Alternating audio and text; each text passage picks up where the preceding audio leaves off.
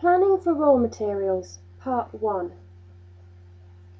This video is Part 1 and is about the basics of creating a cutting plan for carpet or vinyl. It is followed by Part 2, and by the end of that you will have learned to pretty much plan any situation you encounter. We are going to use rooms that have already been created, as this video isn't about drawing and dimensioning. If you want to know about drawing and dimensioning, please refer to the relevant video. However, we should note that any constraints we set up here at the Create Rooms will be respected when we come to generate the cutting plan. For instance, this hall here has a power constraint, which will determine how it lies on the cutting plan. This dining room here has been given a pile match to the adjacent kitchen, and again, this will be respected when we come to do the cutting plan. We will plan onto a standard roll width, respecting power constraints and power matches, and choosing suitable seam positions. Once you're familiar with the tools at your disposal, you should find manual planning straightforward. The end result of our planning will be the cutting plan shown here. In the first section of this video, we will cover selecting and changing the roll width, dragging, dropping and bumping rooms into place onto the roll, and turning rooms to have a different lay direction. As you can see, we have already done the measure here at the Create Rooms view. All the rooms are dimensioned and fixed, their allowance has been added, and we now click here to move to the planning view. You are prompted to choose the width of carpet from the greened selection panel at the top. We will choose a 4 metre width, and now we see that all the rooms are laid out, as well as the roll of carpet that they will be placed on. Note that at the planning view, rooms are always shown including their allowance, so you don't need to leave any gaps between the pieces when you plan. We might change our mind and choose a 5 metre width of carpet to avoid seams. To change the carpet width, click on the W here and then select a 5 metre width instead. Clearly, our choice of width will be influenced by the widths available for the material the customer has chosen. The width has changed to 5 metres, so we can start moving our pieces around the plan. You will notice that the carpet roll goes left to right, and its pile direction is shown here. This is because a computer screen is landscape, so planning left to right gives more screen area to plan on. The printout, however, will be portrait, as shown here, to be friendly to the fitter. To move a piece, click anywhere in its shaded area, hold the mouse down, and drag it to where you want it to sit on the roll. You will see that if you move it near to an edge of a roll, or near to another piece, then when you let go, the piece snaps into place. Don't try to position the piece exactly. Leave a bit of blue gap and let the piece snap into place. By doing this, the piece won't fall just outside the roll or just overlapping another piece without you realizing it. When you move your cursor over the name of the room, its icons appear. One of the icons is a red cross arrow, which provides an alternative means of dragging a piece. This may be the only way to move a small piece, such as this winder, because the shaded part can become obscured by the icons. Red cross arrows always mean you can drag something in Masterpiece. Alternatively, you can position a piece using these bump arrows. This enables you to shift a piece in the direction of the arrow until it bumps into something. Using the bump arrows is especially useful to establish whether or not a piece will fit into a gap. If you try the bump and it won't go, you know it won't fit. On paper, you would have to do sums in your head to figure out whether or not the piece fits, so you save time with Masterpiece manual planning. Manual planning in Masterpiece is more fun. You will notice that there are also some double bump arrows. For instance, this one bumps up and then left in one action. These can also be useful for seeing if a piece will fit into a gap like this. To rotate a piece to a different lay direction, click on the blue R icon in the middle of the piece. Notice that pieces that are power matched rotate in sympathy like this to maintain the power match. You can identify which pieces are power matched by this black R in brackets here. A piece with a power constraint will not rotate at all, and it has an orange warning colour R like this one. And if you do click on it, it will tell you why it won't rotate. Notice that all stairs pieces automatically have a power constraint, so they cannot be rotated. I'm now going to put all of the pieces in place onto the roll.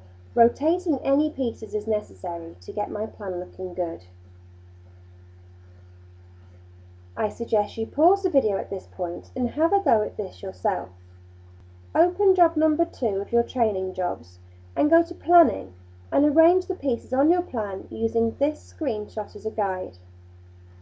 Make sure you have a go at dragging and dropping the pieces onto the roll, rotating and using the bump arrows to position the pieces on the roll. You pause the video by clicking on this button here, and you continue playing the video by clicking on this button here. You can also drag the slider back and then click the play button to repeat what you've just heard. Now that we have looked how to position pieces onto a roll, we're going to look at how to apply seams and handle filler pieces. We're going to use the same plan, but first we will change the width of carpet again to 4 meters. This will mean that some of the rooms will have to have a seam. Do this by clicking on the W here and selecting a 4 meter width. The roll width has decreased and we need to reposition some of our pieces. Don't worry about the pieces that are too big for the roll. We're going to cut these shortly and then position the offcuts. Using the tools we've just learned, I'm going to reposition the stairs and some of the smaller pieces on the roll. We can see immediately that the living room and kitchen are too wide for the roll and need to have seams. We first need to decide the best place to put the seam. Let's look at the kitchen first. As you know, the best place to put a seam is near the edge of a room. We also want to avoid putting a seam in a doorway or at a riser. You can see the door and riser positions for each room, and this will help us avoid bad seam positions. You can see that the kitchen is bumped down against the roll edge, and the suitable seam position is where the room falls across the top edge of the roll. Our room is therefore in position, so we go into the toolbox to cut it. So get your icons up for the kitchen by moving over the room name, and then click on the blue plus to open the toolbox. You will see that there are a number of tools available. The one we're going to use is Cut. This cuts the piece so that it has a seam. To cut it, we click on the Cut button to apply the seam. You can see that the screen has zoomed in on the room you want to cut, and a pink dotted line has been drawn. This is highlighting where your room will be cut. Check again that this is not near a door or a riser. Given you are happy with the seam position, then you can click on this Cut button, but you may prefer to double click on the pink dotted line to action the cut. You can see that the screen has gone back to the plan, and you can now drag the off-cut filler piece to a new place on the roll. Notice that the two pieces of the room have automatically been given a power constraint, shown here by the blue arrows, so that they remain in pile match and can't be rotated. We're now going to do the same for the living room. So we firstly position our piece to where we want the seam to be, We could snap the piece into place against this end like this, but that would result in a longer seam length and put the seam near a door. So we instead decide to snap it into place like this for a shorter seam. Then open the toolbox by hovering the pointer over the piece name to get the icons up, and then click on the blue cross. Click on Cut, and then double click on the pink line again here. Now move your offcut to a different place on the roll. If you want to try a seam in a different place, you can repair the room again by going back into the toolbox for the piece and click on Repair. The room becomes whole again, like so. In fact, we didn't actually need to cut the living room, because if we rotate it, it will actually fit the roll like this. I suggest you pause the video at this point and have a go yourself. Use job number 2 of your training jobs as before. Go to Planning if you're not already in it, and arrange the pieces on your plan using this screenshot as a guide.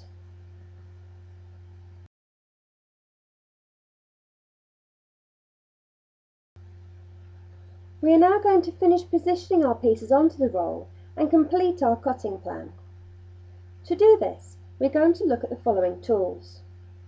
Squeezing pieces to fit on a roll by decreasing their allowance.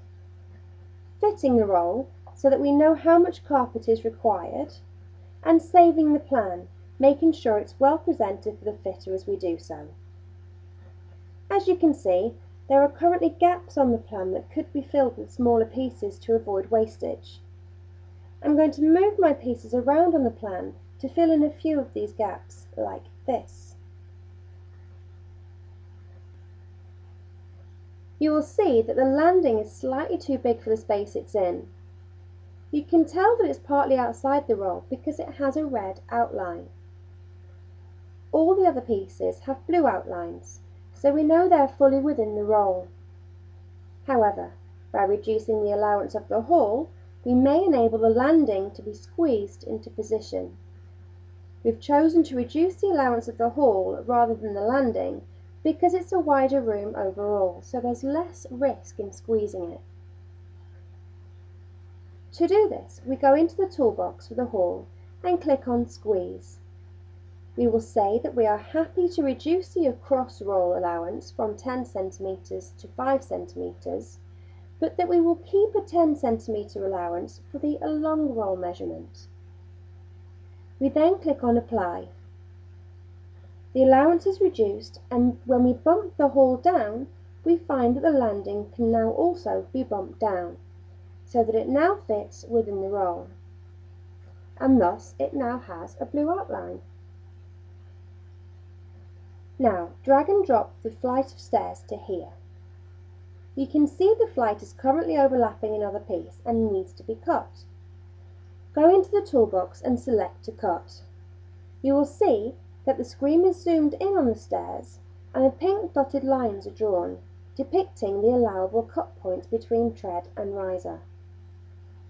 We choose to cut off the last 2 steps so that the 6 steps will fit into the gap. To cut here, double click on the pink with your mouse. We are now taken back to the plan, and we can now drag our fragment of 2 steps away to a new position. Our plan is now complete, except that we don't yet know how much roll length we need. So we do a fit roll to bring the ends of the roll inwards by clicking on the Fit Rolls button here. During this process, the system checks that no pieces overlap and that they are all entirely within the roll, with no pieces left off. This avoids potential mistakes. Note that we can check ourselves that all pieces are within the roll before we do the fit roll operation. A blue line means that a piece is on a roll, a dotted line indicates where a piece has a seamed edge, and a red outline means that a piece is partly off the roll. If we've been careful with our snappings and bumpings, then we won't have any pieces overlapping. You are now asked to confirm the plan name and enter any plan notes necessary. Almost invariably, you just click on OK here. We are given the option to split rolls if the length of roll used is too long to be ordered in one length. We'll cover this in part 2 of the video, but for now we're going to order a single planned length of carpet for this job.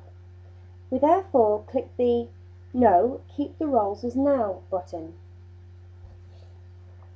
Your plan is now displayed so that you can check for legibility. Notice that the gaps between rooms are closed up to give the fitter a clean knife run. As we planned it, there were gaps like this. But for the fitter, it closes up the gaps like this. You can increase or decrease the text size on the plan by clicking on these green buttons here. If the plan looks legible on screen at this point, you know it will be legible on the printout. And finally, finish the sequence by hitting the green Close button. You can now see that we require 19.8 meters of roll. The guided sequence we have just been through ensures that the plan gets formatted both for the fitter and for ordering purposes at the time the plan is saved. This means that no one has to remember to come back to the plan later to tidy it up. A plan would not normally be printed at this point.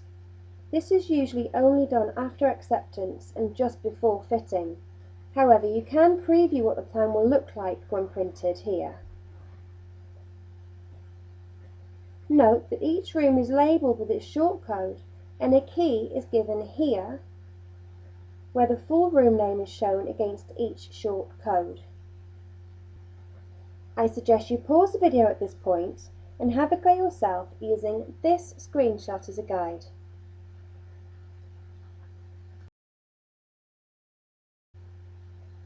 We are now going to look at how the cutting plan is represented at the floor plan, which shows our architect's view of the property. You get to the floor plan by clicking on the Floor Plan View button here. On the floor plan, you can see the seams put in when doing the cutting plan. You can also see at a glance the pile direction for each room, along with which rooms have pile constraints. Rooms with a pile constraint are shown with a filled-in black arrowhead. Where there's a seam in a room, each piece of the room is labelled A, B, etc., which corresponds to its labelling on the cutting plan. For instance, the A here on the kitchen corresponds to the kitchen A piece on the cutting plan here.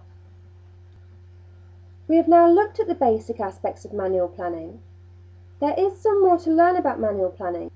These aspects are covered in the Planning of Roll Materials Part 2.